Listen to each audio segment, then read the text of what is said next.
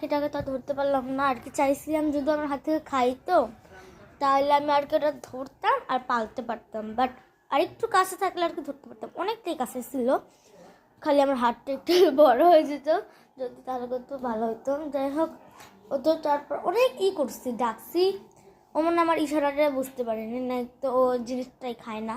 যাই হোক, পাখির খাবার তো আমার কাছে ছিল না, তাই যেটা পাইছি সেটাই নিয়ে আসছি। ভাত খাই জানি, সো ভাত তো আজ কালকে রান্না করে না, কালকে খিচুড়ি রান্না করছিল এমনি, তার জন্য ওটাই নিয়ে আসছি। আমি তো ভুলেই গেছিলাম যে চাল দিলে খাইতে পারতো। এরপর ও চলে গেল, ওরা অনেক দূরে গেছে। ওই যে এখনও একটু একটু করে লাগতেছে, আর আওয়াজ পাইতেছে না। ওই যে আওয়াজ পাওয়া যাইতেছে, যে টুক টুক কেমন জানি আওয়াজ করে না, পাখির অনেক কিউট ছিল।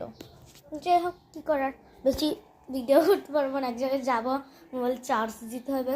আচ্ছা, টাটা।